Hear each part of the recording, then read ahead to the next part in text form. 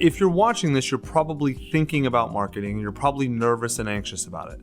And I'll tell you, I don't blame you. Book marketing is a weird world, and it is very nerve-wracking for a lot of people because they don't understand how it works, and it seems very ambiguous and uncertain, and it seems like there's just an overwhelming amount of stuff to be done. I get it. I've been there before. I'm going to walk you through exactly how you need to be thinking about this, what you need to do, and how to do what you need to do. So who am I to give book marketing advice? Well, my name is Tucker Max. I have been writing on the internet almost since the internet existed. I started in 2002. This is before Facebook or Twitter. It was before even MySpace. In fact, it was back when GeoCities was still a thing, if you remember that. I was writing a blog before the word blog really existed. I was the first writer to go from internet writer, from blog to book, and then book to bestseller, and bestseller to movie, actually. I did all of that before I think anybody else did. I've also written 4 New York Times bestsellers myself. 3 of those were #1 bestsellers. They've sold in total about 3 million copies worldwide. They've been translated into more than 40 languages. I am one of 3 authors to ever have 3 books on the New York Times nonfiction bestseller list at one time. Me, Malcolm Gladwell, and Michael Lewis. I've also co-founded a book marketing firm called Brass Check along with Ryan Holiday. We worked with authors like Tim Ferriss, James Altucher, Robert Greene, Seth Godin, dozens of other authors.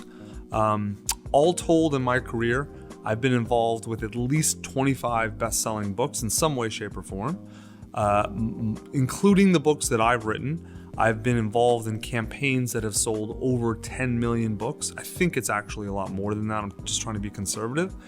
And I've worked with hundreds, at this point actually I think thousands of authors to help them either write or launch or both their book. I've also co-founded several publishing companies. The one that I work in now is called Book in a Box. Just changed its name to Scribe actually. And we've got dozens of full-time employees. We've helped thousands, just this company alone has helped thousands of people write their books. And that's what this course is for, is to help those people market their books.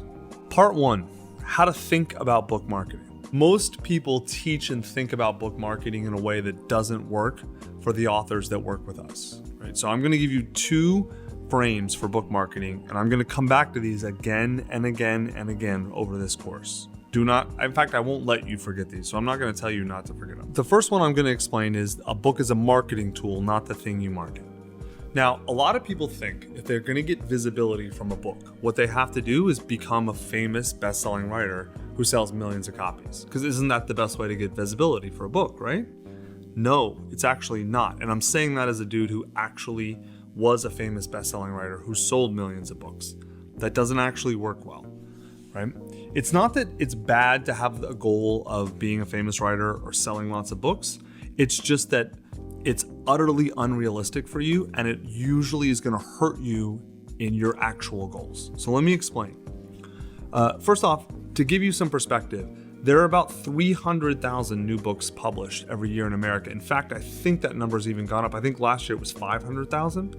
And the company that measures book sales in America, it's called BookScan. It estimates that about 200 books per year, give or take, sell even 100,000 copies, right? So think about that for a minute. 200 sell 100,000 copies, and less than 24 sell 1 million. And most of those are novels, by the way. It's extremely rare for a nonfiction book to sell 1 million copies in a year. I've sold 3 million copies. That's over 10 years, counting 4 books. Furthermore, goals trade off. If your goal is to sell millions of copies, that means you've got to write a book that's appealing, at least in theory, to millions and millions of people. That's extraordinarily hard to do, right? That's why professional writers have to spend all their time writing, because finding a topic that appeals to a lot of people and then writing an original book about that is extraordinarily hard, right? So what we actually are going to tell you again and again and again as an author is you should be writing a book that has a very narrow topic that reaches a very narrow audience, but that goes a mile deep with them. So an inch wide and a mile deep, that should be your goal. Because if you have a small audience that you are the complete authority to, that's going to help you way more as a conventional author than going an inch deep and a mile wide. That works for Malcolm Gladwell. Doesn't work for you because you're not a professional author. You have a business, or you're a consultant, or you're a coach, or you're a doctor, or you're some other type of service professional or business person, or you're an executive. If you have a day job, a real job, the book is not intended to turn you into Tim Ferriss or Malcolm Gladwell or Seth Godin. The book is intended to make you better at your job. So the book should be geared at the people you serve in your job, not everyone in America. We like to say that our clients don't want a book, they want what a book gets them. Think about that for a second. Most clients come to us, they say things like, in fact, there's 3 main categories of benefits our clients ask for. They want a book to get them visibility, right? So that means authority in their field, credibility in their field. They want to be seen in a new way with potential clients, with peers, things like that. Makes a lot of sense, and a book is very good at that. The second thing that our clients ask for a lot is more opportunity. They want a book to generate opportunity for them, whether that's bring more clients or drive more sort of meetings or open doors or get them speaking gigs or get them media. In some way, shape, or form, they want a book to open doors and create opportunities that didn't exist. The third thing that clients really look for is legacy. Right? This is a minority of clients, but still quite a lot. They want a book to leave something behind. They want it to tell their story or to tell part of their story. They want it to show what they've contributed to their culture, their society, their world. And that's totally fine. All of that makes sense. None of those 3 things, visibility, opportunity, or legacy, are about being a famous professional writer or selling millions of books. Right? That you have to define those things narrowly for you in a way that makes sense for you and your career, not in a way that would make sense for Michael Lewis or J.K. Rowling. So because of all this, because you're not a professional writer, you need a different model for book marketing. And the better model for you is the one I told you about. A book is a marketing tool to get you things like visibility, opportunity, and legacy. It's not the thing that you market, right? For a professional writer, they've got to go market their book to get people to buy copies of their book. That's the only way they make money. That's their entire job. Your job is to use the book to help you in your actual job. See the difference here?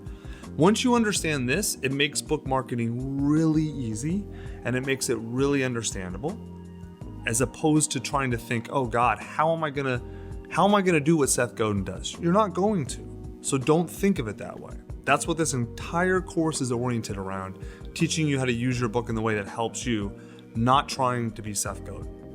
The second frame we're going to talk about that's really important for you is understanding that book marketing is a long-term process and not a single event.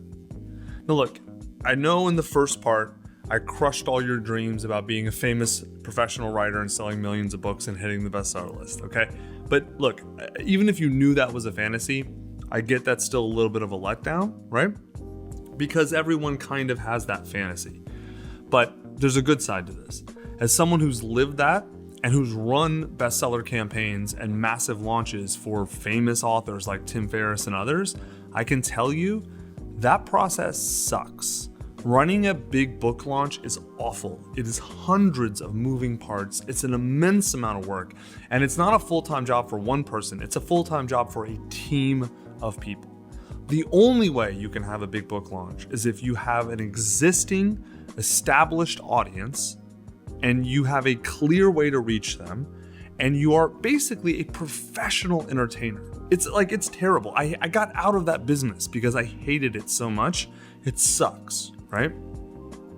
But what's really cool about this is looking at book marketing not as a single launch, but as a process, as a set of things that you do over time, totally changes everything for you. Now, as we helped you understand in the last frame, you have really 3 categories of goals: visibility, opportunity, and legacy, right? So instead of trying to launch your book and generate all this attention in 1 week, which doesn't really make any sense, the better option for you is to see your book as a marketing tool that you can use consistently over the next 2, 3, 5, maybe even 10 years to help you generate visibility and opportunity and even legacy for yourself. All you have to do are a few things each week, and sometimes even less than that, for the book to work for you and generate visibility and opportunity for you. So to give you an idea of what it looks like when it's done right, we've attached 3 case studies from authors of ours: John Ruhlin, Deb Gabor, and Bob Glazer. All 3 of them basically did something very similar in that they wrote the book, then they used the book to get either media attention or attention from clients, which then drove other opportunities, right? So let's just take John, for example. John wrote a book called Giftology. He used this book to triple his speaking fee, to go from doing 5 to 6 keynotes a year. I think now he's doing 25 keynotes a year. He has doubled the size of his consulting business, I believe. He's attracted extraordinarily high status and high profile clients like professional sports teams and Fortune 500 companies. And he's gotten a flood of media, all because of the book. But it didn't happen in 1 week. It didn't even happen in 2 months. It happened over the course of a year or more, right? It built and built and built. Deb Gabor did something very similar.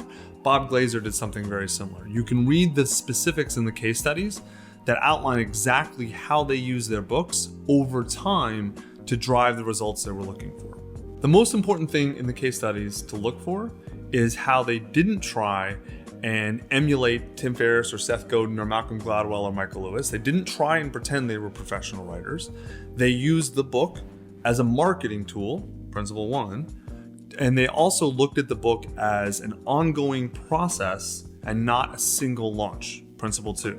They both emulated exactly what we're going to teach you, and all 3 of them have gotten amazing results. So I'm going to end the introduction with the number 1 rule for all book marketing. And this applies to all authors, from the most famous to the least famous and everyone in between. Doesn't matter who you are, this rule applies to everyone.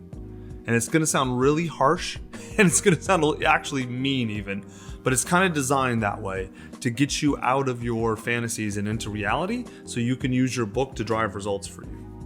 The rule is no one cares about your book. They only care about what your book can do for them. All right, let me say that again. No one cares about your book. They only care about what your book can do for them. In fact, let me even go a step further. No one cares how hard you worked on your book. No one cares that you want them to read your book.